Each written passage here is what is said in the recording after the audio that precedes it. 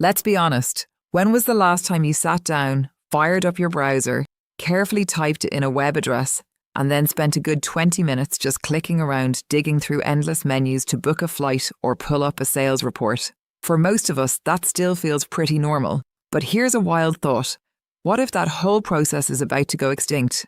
Imagine a world where you never have to poke around a website again. Sounds far off? It's closer than you think. And it begs a big question. If we're not the ones clicking, who's actually running the show behind the scenes? It is a massive shift, and honestly, it is already happening. We are moving away from the classic software as a service model, the SaaS model we have all grown up with, and entering the era of agent as a service, or AaaS. In this new landscape, software isn't a visual destination for human eyes. Instead, it becomes a raw capability that AI agents autonomously consume and execute on behalf of users. The software does the work, but the AI is the one driving. That sounds incredibly efficient, but it also sounds like a nightmare for businesses that rely on people visiting their websites. If an AI agent is doing the browsing, how does it even know a specific software exists? If a company's website is designed for human eyes, with pretty colors and drop-down menus, can an AI even read it? That is the core technical bottleneck right now. The truth is, most software platforms today are completely invisible to large language models.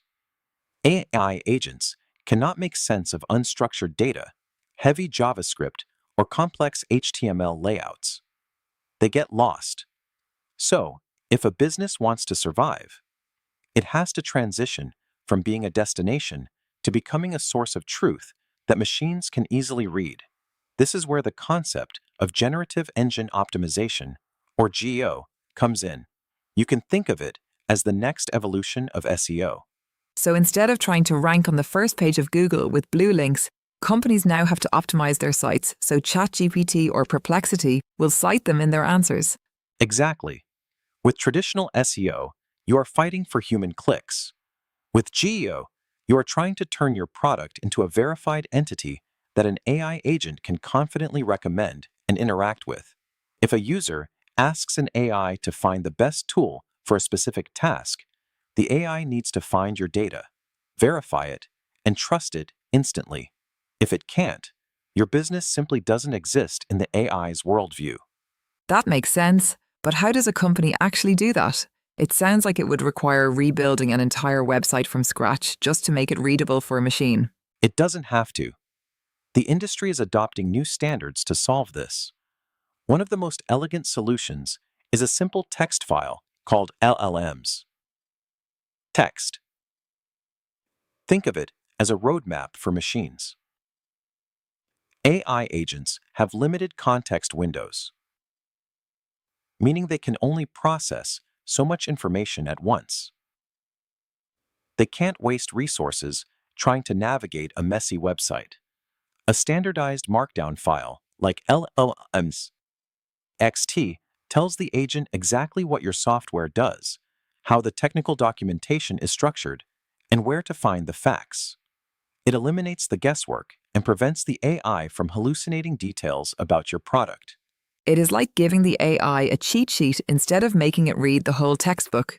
But even with a cheat sheet, how does the AI know it can trust the information? In a world full of AI-generated noise, trust seems like the hardest thing to build. Trust is everything here. That is why we are seeing the rise of metrics like the Citability Score. It measures how readable and trustworthy your software is for an autonomous agent. It looks at key dimensions like identity, evidence, and trust. For example, does your brand have a clear, unique definition so the AI doesn't confuse it with a competitor? Do you provide structured data that the agent can use to back up its decisions? If your score is low, you are essentially in the shadows. But if you have a high score and proper verifications, like technical integrity badges, the AI crawlers recognize your product as a high-fidelity source. It is almost like building a credit score, but for machine compatibility. The higher the score, the more the AI trusts you to do the job. But reading and recommending a product is one thing. What about actually using it? If I ask an AI agent to execute a task using a specific software, how does it bridge that gap? That is where we move from visibility to deep technical integration. Have you heard of the Model Context Protocol, or MCP? I have heard it described as the USB-C for artificial intelligence. That is the perfect analogy. Just like USB-C standardized how we connect hardware, MCP standardizes how AI agents connect to software. It allows agents to interact with your platform directly from their coding environments, exposing your software's capabilities as tools the AI can run programmatically. Your SaaS essentially becomes a server of capabilities, ready to be orchestrated by autonomous systems. It sounds like we are building a completely parallel internet, one designed entirely for machine-to-machine communication. But let's talk about the business side of this. If a founder decides to make this transition, what is the actual return on investment? Does this machine-readable traffic actually translate into revenue? The economic data is actually surprising. Traffic, referred by AI agents, converts significantly higher than traditional organic search traffic from Google. We are talking about conversion rates that can be over 4 times higher. 4 times? Why is the difference so dramatic? Because of pre-qualification. When a human clicks a Google link, they are still searching, comparing, and trying to figure out if the tool fits their needs. But when an AI agent refers a user to a SaaS, the agent has already done the research. It has analyzed the user's prompt, matched it with the software's capabilities, verified the data, and determined that this specific tool is the absolute best fit. By the time the user arrives, they are already convinced. You aren't capturing casual browsers anymore. You are capturing highly qualified leads. So the AI acts as a digital matchmaker, doing all the vetting before the introduction is even made. But for a small startup or a founder running a lean team, this transition to AaaS and GEO might feel overwhelming.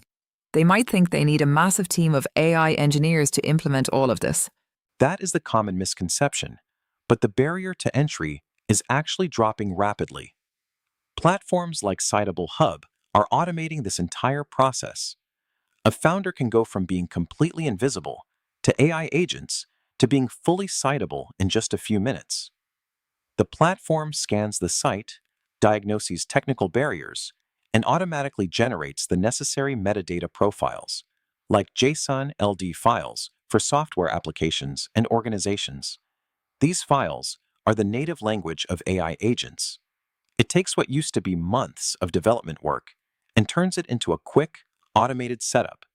It sounds like a diagnostic tool is the first logical step. A company needs to know if their current architecture is even compatible with agents, or if things like their robots, text file, are accidentally blocking the very bots they want to attract. Exactly. Running a quick scan to see if you have high DOM density or missing microdata is crucial. It is like doing a health checkup for your website's machine readability. If you don't fix those underlying technical issues, you are locked out of the channel entirely. We are really talking about the decline of the traditional web. The era of the 10 blue links on a search results page is fading. If the future of the web isn't about pages we visit, but about capabilities that AI agents cite and execute, it changes the entire philosophy of product design and marketing. It changes everything. We are moving from a visual-first web to a utility-first web. The companies that win in the next decade won't necessarily be the ones with the flashiest landing pages or the biggest ad budgets. They will be the ones that are the most legible, trustworthy, and useful to artificial intelligence. It is a fascinating shift. It makes you wonder, if software is no longer designed for humans to look at, what does that mean for the human experience of technology? Are we outsourcing our decision-making entirely to these agents, trusting them to choose the tools we use, the services we buy, and the information we consume? That is the philosophical question we all have to face. We are trading direct control for convenience. As these agents become more autonomous, the relationship between human, agent, and software will only grow more complex. But for businesses, the immediate path forward is clear. You either adapt your infrastructure to be part of this new agentic economy, or you risk becoming completely invisible to the systems that are starting to run the world. It is a wake-up call for anyone running a digital product. The future isn't waiting for us to get ready. It is already crawling the web, looking for tools it can use. The only question left is whether your software will be ready to answer when the agent calls. And that's the challenge and the opportunity staring every business in the face right now. And hey, if this got you thinking or you want to stay up to date with everything happening in AI and the future of digital business, don't forget, hit that subscribe button, turn on notifications, and share this episode. That way, you'll always be one step ahead and won't miss any of these game-changing topics. See you in the next one.